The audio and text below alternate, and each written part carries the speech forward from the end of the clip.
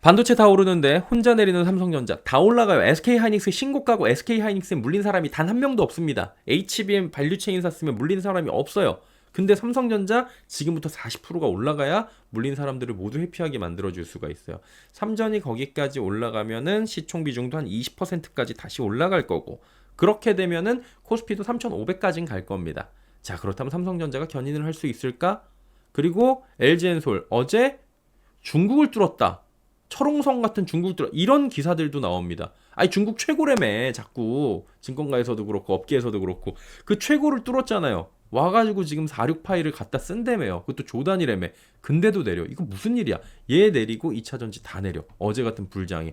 얘들 도대체 어떻게 봐야 되는 거냐? 냉정하게 한번 보도록 하겠습니다. 개인들이 가장 사랑하고 애정하고 정말 애증이 생기는 종목이 뭡니까? 제가 물음표를 달아놓은 거는 사랑하지 않을 수도 있는데 사랑할 수밖에 없는, 들고 있으니까 약간 그런 겁니다. 사랑보다는 애증에 가까운 종목들이 몇몇 있는데 대표적으로는 삼성전자 2차전지 요런 애들이죠. 근데 여러분 잘 기억해 보세요. 얼마 전까지 개인들이 같이 쌍욕하던 종목이 몇 개가 있습니다. 뭐예요? HMM. 물론 HMM 주주분들은 아직도 저평가고 자산가치를 인정받지 못하고 이게 지금 매각 이슈 때문에 못 가는 거에 답답해하고, 저도 그거에 대해서 10분 공감합니다. 예, 주주분들 힘내시기 바라고요. 그리고 그래도 최근에 올랐어요. 두산 에너빌리티. 얘가 요즘에야 올라가가지고 막 진짜로 신이 나가지고 신명난다 두산 에너빌리티 두산 이러지, 몇 년 전까지만 해도 두산 쳐다보는 거 아니. 몇 년 전이 뭐예요? 얼마 전에 두산하고 두산 로보틱스하고 얘네들 수합한다 그래가지고 두산 에너빌리티 18,000원까지 떨어진 적이 있거든요. 그게 불과 얼마 전입니다.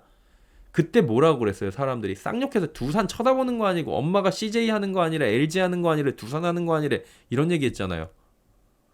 한화? 애증의 종목이었습니다, 여러분. 이거 진짜로 우리가 올랐으니까 지금 깜빡한 건데 불과 몇 달 전, 조그만 시계열을 들어가면 몇 년 전까지만 해도 그랬어요. 한화오션이 뭐예요? 대우조선해양이죠. 이거 왜 사냐 그랬다니까요. 근데 이제 변화가 된 거죠. 왜냐면은 업황이 변한 거예요. 원전 대내외 호재, 해운업 여러 가지 지정학적 변화나 호재 타고선 상승하다 보니까 얘네들은 개인들이 모두 갖고 있는 국문주가 돼갖고 박수를 받는, 찬사를 받는, 이렇게 된 거예요. 자, 기억이 나시죠? 심지어 요즘에 무슨 얘기 나오냐면은 정유주도 완전 저퍼의 대명사잖아요. S-오일 이런 애들 싸니까 샀어.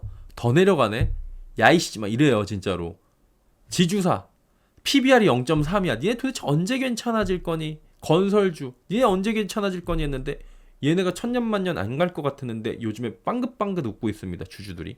근데 유일하게 오히려 잘 가다가 무너진 다음에 못 가는 애가 있는데, 그리고 진짜 철저하게 소외되는 애가 있는데 얘네들이요. 이제 남은 애가 얼마 없습니다. 얘네 종목군들이 그렇게 움직이고 있는 거예요. 그리고 상황이 별로 여의치 않아요. 지금 상황이. 지금은 어떤 상황? 말 그대로 불장입니다. 코스피가 3,000에 50포인트가 모자라고요. 코스닥은 800포인트까지 지금 23포인트 모자랍니다. 넘을 것 같아요. 대다수 업종이 최소한 순환매라고 오는데 이번 상승에서 철저하게 소외되어 있는 1등이 뭐냐면은 업종으로 따지면 2차전지, 그 다음에 종목은 삼성전자, 그 다음에 다음 업종은 자동차. 요런 애들이 철저하게 소외가 되고 그 밑에 이제 사실 시크리컬 업종 가운데에서 철강, 화학 이런 애들이 힘들죠. 근데 화학은 좀 반등이라도 나와요. 철강도 반등이 안 나와요. 퍼는 엄청나죠, 철강도. 예. 자동차는 다음에 철강이랑 이야기를 해보도록 하고, 예전에 많이 했으니까 오늘은 3전이랑 2차 전지인데 3전부터 한번 이야기를 해볼게요. 3전 어제 빠졌어요. 다 올라가는데 어제 이랬다니까. 애프터에서도 200원밖에 못 올랐어. 그리고 시총 비중은 9년 만에 최저예요.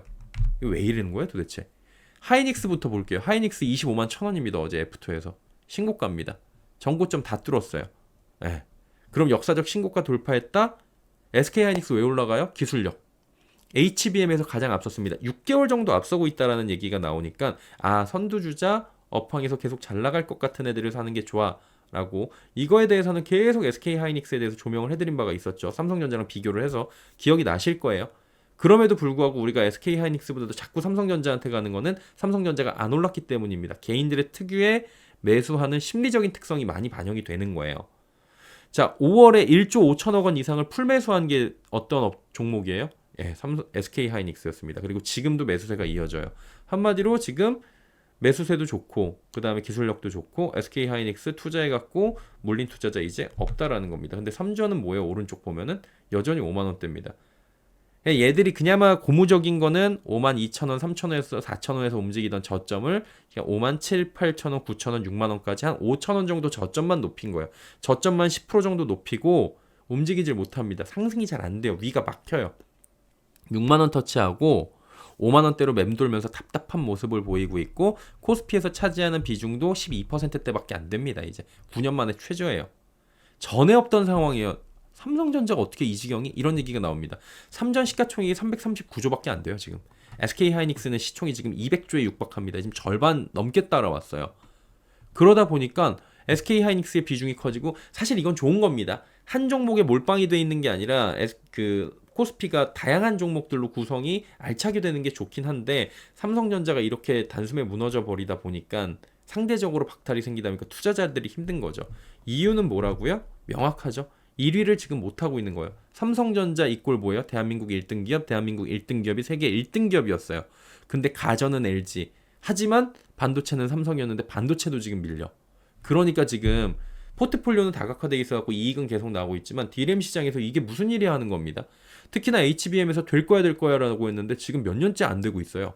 SK하이닉스는 계속 앞서 나갑니다. 6개월의 기술 격차를 가지고. 심지어 3위가 마이크론 테크놀로지인데 HBM4 엔비디아 얘기하고 있어요. 옴디아에 따르면 1분기 D램 시장에서 SK하이닉스가 36.9% 점유입니다. 삼성전자를 앞지른다니까요, 지금. 전에 없던 일이 발생을 하고 있어갖고 세상이 바뀐 거예요. 마이크론은 또 올라가요. 계속 따라잡고 있어요. 그러니까 삼성전자는 중간에 낀 거고 HBM에서 특히나 두각을 못 나타내고 있어요. HBM의 가장 큰 이점은 영업이익입니다. 어마어마하게 납니다. 여러분 2차 전지하고 반도체하고 가장 큰 차이가 뭐냐면 영업이익률의 차이입니다. 반도체는 영업이익률이 어마어마해요. D램 쪽은. 근데 HBM은 더 좋거든요. 독주체제니까. 그 기술력 차이로 계속 앞서고 있고 거기를 마이크론이 따라가고 있고 삼성전자가 쫓는 거예요. 예전엔 상상도 할 수 없던. 그러니까 이제 삼성전자가 시가총액 1위긴 한데 그냥 시총은 내려가고 그냥 거기서 움직이고 코스피 200 지수 조절용으로 전락해버린 겁니다. 이 과거의 영광을 찾기 위해선 결국에는 실적이고 기술이다 라는 거죠. HBM을 통해서 시장 지위를 가져갈 수밖에 없는 이런 답답한 상황이 있어서 사실 국민의 한 사람으로서 응원하고 있고 잘 됐으면 좋겠는데 지금 상황이 그렇게 녹록해 보이진 않는다는 거죠. 한마디로 이게 숫자가 눈에 지금 보여야 돼요. 사람들 앞에 손에 딱 찍혀갖고 아 숫자가 나왔구나. 이제 들어가도 되겠구나. 이런 거죠. 그게 아니면 여러 번 이건 짚어드렸죠. 박스권 흐름. 그래서 제가 마지막에 삼성전자 가격 구간대를 나눠드리는 이유가 이 수급 논리를 숫자로 깨지 못하면은 가지를 못하는 상황인 거예요. 특히나 이게 HBM만 납품 되는데 대량으로 되고 이제 뚫었다라고 안도가 되면은 그때부터는 가요. 네, 그때부터 가는데 그게 좀 절실하다는 거고 지금 삼성전자는 이런 상황이다라고 보시면 돼요. 그리고 2차 전지도 마찬가지입니다. 지금 재무제표 보고 실적 보면은 사실은 한숨 나오죠. 그리고 실적 지키는 게 절실한 상황인 거예요. 어제 무슨 얘기 나왔냐면 수주 소식이 전해졌습니다. 46 시리즈의 원통형 배터리를 중국 체리자동차에 납품을 했어. 체리자동차 이름부터 좀 이상해. 체리. 그럴 수 있는데 중국 5대 자동차 회사고요. 4위입니다. 4위. 국내 배터리 업체가 중국 완성차의 대규모 수주는 이번이 처음이다. 이걸 되게 부정적으로 볼 수도 있어요. 거기다 왜 납품을 하는 거야 도대체? 중국 다 망해가는데 그럴 수 있는데 자 보세요. 거꾸로 생각을 해보면 중국 기술력 좋다면서요. 중국 대단하다면서 중국이 세계 1등이라면서요. 그곳에 있는 자국의 배터리들 대단하다면서요. 블레이드 배터리인가 블레이저 배터리인가 그거 대단하고 그다음 비아디 거 그다음에 CAT의 배터리 어마어마하다며. 근데 그게 있는데 굳이 여기 와가지고 왜 우리나라하고 같이 콜라보를 했는지 그게 대단하다는 거죠. 그래서 뚫었잖아요. 그러면 그거에 대한 밸류를 줘야 되는데 전혀 반응이 없었다라는 거예요. 왜 그랬는지 그리고 얘네들은 체리는 왜 우리나라랑 잡았는지 한번 보자라는 거죠. 이게 어느 정도냐? 8기가와트십니다. 6년 동안. 내년 1월 1일부터 나가는 거고 46 시리즈입니다. 이게 12만 대고 금액은 안 나왔어요. 이게 수시 공시 정도까지는 지금 나와가지고 공시를 안 해도 되는 정도는 아니어가지고 공시를 한 것 같아요. 지금 1조 원 이상으로는 지금 금액적으로는 보고 있는데 정확히 나온 건 아닙니다. 구체적으로 내년 초부터 공급할 거고요. 그 다음에 주력 모델에 탑재될 예정이고 잘 보시면 이게 어디냐면은 중국 내부에서 판매되는 게 아니라 플래그십 모델에 해가지고 유럽 쪽으로 판매되는 물량들에 들어가는 그런 부분에서 지금 어느 정도 8기가와트시가 지금 체리 자동차로 지금 납품이 되기로 했다라는 거예요. 자 그럼 생각해 볼 만한 문제. 제가 서두에 말씀드린 거 플러스 알파. 체리 자동차는 왜 LG엔솔과 함께 할까? 4680 배터리 자체의 장점이 큰데 이거 만들 수 있는 회사가 얼마 없으니까. 지금 LG엔솔이 이거는 양산은 제일 빠르죠. 그 다음에 삼성 SDI 하고 있고 이런 식으로 가는 거예요. 그 다음에 SK온이 따라갈 테고. 그러면 이제 플래그십 모델에 들어가는 겁니다. 이거는 밀도도 좋고 그 다음에 효용도 좋고 가격대도 저렴하고 그래가지고 이게 게임 체인저 얘기가 그래서 나오는 거잖아요. 근데 이게 플래그십 모델에 들어간다고요. 단편적으로 볼 때 로봇에서 지금 전고체 가기 전에 2170 다음에 지금 쓰려고 그러는 게 46 배터리예요. 엄청난 그 양을 수행을 하면서도 4시간 정도를 쓸 수 있는 게 46 배터리거든요. 그래서 테슬라에서 46 쓴다고 지금 옵티머스에다가 얘기가 나오고 있는 거고요. 그 정도로 성능이 좋은 건데 그러다 보니까 지금 전고체 가기 전에 플래그십 모델에서는 얘가 지금 짱짱맨이다 라고 얘기가 나오는 거예요. 이번 공급 계약은 중국 외의 완성차 업체가 46 시리즈를 장기 도입하는 첫 사례입니다. 예. 그래갖고 체리 입장에서는 혁신 브랜드 이미지 구축에 유리하다는 거예요. 예. 그래갖고 중국 외가 아니라 중국 완성차 업체구나. 예. 중국 완성차 업체가 46 시리즈를 장기 도입하는 첫 사례입니다. 그래갖고 혁신 브랜드 이미지 구축에 유리하기 때문에 체리는 이거를 하는 거예요. 그러니까 본인들의 이미지 구축을 하는데 굉장히 좋다라는 거죠. 그래가지고 LG에너지 솔루션 같은 경우에는 지금 공급 계약을 하는 거잖아요. 이게 장점 말씀드리는 거예요. 자, 첫 번째 뭐라고요? 플래그십을 우리가 쓰고 있는데 우리 플래그십 모델에는 굉장히 효용성이 좋고 에너지 밀도가 좋고 성능 좋은 LG엔솔의 46파이가 들어가라고 이야기를 할 수가 있고, 두 번째 혁신 브랜드 이미지에 구축을 하는데 유리하다는 거예요. 세 번째 공급 계약을 장기화시킴으로써 배터리 수급의 안정성을 확보를 하는 거죠. 그래갖고 우리가 안정적으로 이거 배터리를 수급을 하고 있다라는 거고, 이거에 대해서 가격 변동성을 줄일 수가 있어요.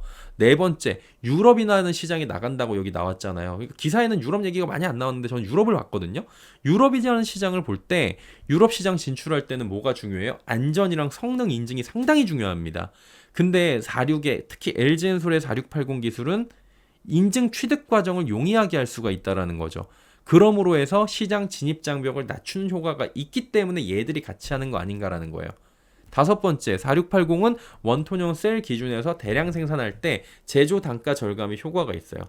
모듈 간의 통합 설계를 하잖아요. 구조 단순화시킵니다. 그 다음에 배터리 매니지먼트 시스템, 즉 BMS 시스템의 효율화를 통해 가지고 불이 나는 거나 이런 안전성을 높입니다. 근데 중국 자동차가 지금 가장 치명적인 게 뭡니까? 안전성이요. 하부 개판이고 불나고 지 멋대로 가고 막 이런 거잖아요. 근데 최소한 그런 것들에 대해서 우리가 LG 거 쓰는데 BMS LG 건데 라고 하면서 불안감을 상쇄시켜 줄 수 있어 갖고, 이런 5가지 이유를 통해 가지고 체리가 LG엔솔 4680과 함께 하는 거 아닌가? 유럽에 진출하기 위해서, 본인들의 이미지 제고를 위해서 그런 게 아닌가라고 보여지고 있어요. 참고로 이거 어떤 회사인지 궁금하시죠? 1997년에 설립이 됐고 중국 국영 자동차 제조 기업입니다. 중국 내에는 생산 공장을 다수 보유를 했고요. 중국 자동차들은 주요 생산 공장이나 지금 판매처가 원래 브라질이에요. 예, 브라질이 그 브릭스 이런 것도 있고, 그다음 1대1로도 브라질이잖아요. 브라질, 이집트, 파키스탄, 말레이시아, 남아공, 그다음에 동남아 이쪽인데 CKD라 그래갖고 반제품 형식 아시죠? 우리도 이제 GM하고 반제품 형식으로 나가는 것들도 있잖아요. 저기 현대하고도 그런 CKD 방식을 이용을 하는 국가들이 굉장히 많이 있고요. 그 다음에 신흥국 진출하고 있고, 근데 얘네가 지금 품질 이슈가 되게 많아요. 그래서 지금 이런 품질 이슈를 덮기 위해서 배터리가 좋은 걸 썼다라고 하려는 게 아닌가라고 저는 개인적으로 추측을 하는 게, 이거 찾아보니까 되게 많아요. 최근에는 말레이시아에서 오모다 5 모델 600대가 용접이 불량이래요. 그리고 리콜 됐대요. 필리핀에서도 이런 문제가 발생을 했고, 말레이시아에는 이제 티고 7 사고로 전복 축 손상이 됐고, 중국, 러시아, 남아공에서도 후차축이 결함이 발견돼갖고 이게 좀 많은가 봐요, 문제가. 그래가지고 이런 이미지가 좀 안 좋아가지고 수출을 할 때 플래그십 모델 특히나 갈 때는 좀 이렇게 약간 이미지 세탁하려고 그러는 게 아닌가라고 보여지고 있습니다. 그래서 이미지 세탁이 필요한데, 개선이 필요한데 LG엔솔 4680 배터리는 이미지 제고에 긍정적 영향을 줄 수 있을 것이라는 그런 이유가 아니었을까라고 보여지고 있는 거죠. 자, 그럼 관건은 뭡니까, 여러분? MLR, 이거 망간리치죠. 그 다음에 고전환 비드니켈 4680, 이거 다 누가 하고 있는 거예요? 우리나라 기업들이 하고 있고, 이거 다 하고 있는 게 지금 LG엔솔이잖아요. 이런 기술력을 가지고 있었고, 포트가 쭉 있고, LFP까지도 지금 미국에서 포드하고 GM이랑 이런 애들이, 그러니까 GM에서는 지금 우리나라하고 28년도에 SDI하고 LG엔솔하고 LFP까지 한다 그러잖아요. 그게 어디 들어가냐면 볼트에도 들어가요. 볼트 단종된 줄 알았는데 들어가더라고요. 이런 것들이 지금 다 업계에서 나오는 얘기라고요. 심지어 중국 배터리 기업들의 러브콜까지 받았네? 그렇게 잘 나간다고 하는 중국? 근데도 주가는 오히려 하락을 한다고요. 이거 왜 그래요? 그냥 주식 논리입니다. 사는 사람보다 파는 사람이 많은 거예요. 매도 물량이 많은 거죠. 그럼 이거 해결하기 위해서는 뭐예요? 실적 찍히는 숫자가 중요한 거고 그게 확인이 좀 돼야 된다. 실적이 바닥을 확실히 찍었는지 확인을 하고자 하는 투자자들이 지금 굉장히 많고 여기 하도 되어가지고 그리고 이거 말고도 살 게 많아요. 지금 시장에서. 굳이 이걸 지금 볼 필요가 없으니까 이거 팔고 저쪽으로 가는 거예요. 조금 오르면 팔고 가고 조금 오르면 팔고 가고 그래갖고 자꾸 단타가 돌아가는 그런 모습들이 나오는 거죠. 그래가지고 지금 바닥 확인이 됐는지 그 확인이 되지 않을 정도로 수급도 냉정해요. 결국에는 외국인 기관 투자자들이 좀 큰 손들이 들어와 줘야 되는데 외국인은 오히려 지금 매수는 하고 있어요. 최근에 하락 국면에서 조금씩 매수를 하면서 지분은 늘려가고 있고 공매도 상환하고 있고 뭐 그러긴 한데 이게 어마어마한 단서가 되기는 지금은 좀 어렵지 않나라고 보여지고 있는 것도 현실적으로 맞긴 합니다. 이게 오늘 내일 당장 오늘 오를 수도 있어요. 오늘 올라갈 수도 있는데 추세가 완전히 바뀌어가지고 우와 하는 거를 오늘부터 그렇게 되면 좋은데 당장 기대하기는 좀 제가 현실적으로 어렵다라고 보고 있는 거예요. 계속 말씀드리는 게. 좋은 얘기 안 나오죠. 항상 이렇게 잘 해놓고 냉정하게 이게 항상 말씀을 드리면 얘를 매력적으로 봐야 되거든요. 근데 얘보다 매력적인 애가 많은 거예요. 시장에서. 그럼 걔네들이 좀 차익 실현이 나오고 얘네가 매력적으로 될 때 얘네 타이밍상 실적도 개선이 되고 조금 이제 투자할 만하다라고 지금 들어와 줘야 돼. 눈에 띄어야 된다라는 겁니다. 근데 지금 놓고 보면 상황만 놓고 보면 매력적으로 보기가 좀 어렵다라는 거고 눈을 시선을 여기서 떼는 애들도 있는 거죠. 의도적인지 아닌지 모르겠지만. 뭐 매도 리포트도 좀 나오고요. 골드만삭스 이런 애들이 한마디로 무언가 크게 개선될 것이라는 기대감만으로 지금 신규 매수하시는 분들은 그나마 좀 낫긴 해요.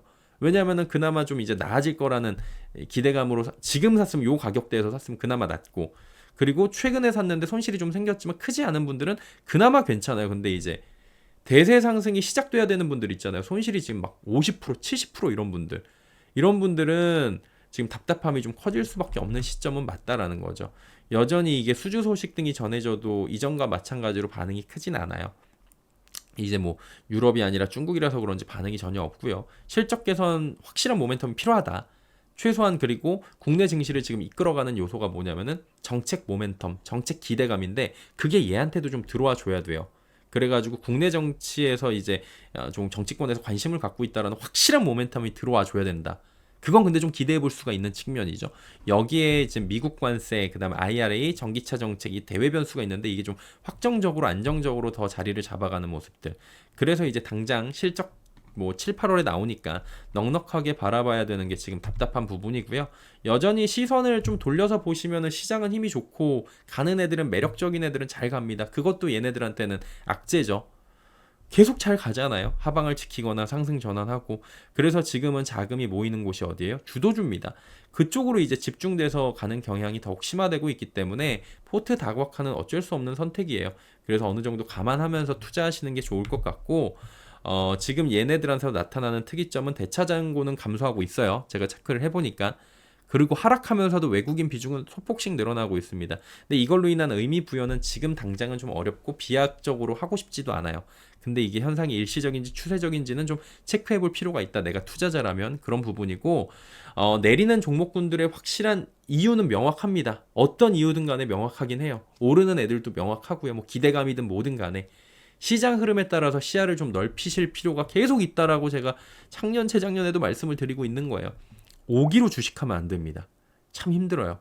괜찮은 애들이라면 언젠가 시간을 지나서 다시 흐름을 타고 결국에 이길 수 있겠지만 그 시간까지 버틸 멘탈을 내가 가지고 있느냐를 좀 확인을 해보셔야 돼요. 그리고 자금적인 여유. 이 자금을 그때까지 쓸 수 있느냐. 그래서 매번 하반기 업종, 상반기 업종 시장 점검 제가 해드리고 있는 거고 야 이 새끼야 내 건 왜 이렇게 안 좋게 얘기해? 너 나빠! 이렇게 보실 수도 있겠지만 그것보다는 냉정하게도 좀 이제 한번 체크를 해보실 필요가 있다라는 거죠. 예, 여러분께 도움이 되는 정보로 계속해서 만들어 갈 테니까요. 지난주 지나간 것들도 뭐 하반기 기대되는 업종들, 하반기 눈여겨봐야 되는 거 이런 것들도 좀 체크를 하시면서 조금 시야를 넓히실 필요가 있다라는 말씀을 드리면서 오늘 콘텐츠 조금 길었는데 정리하도록 할게요.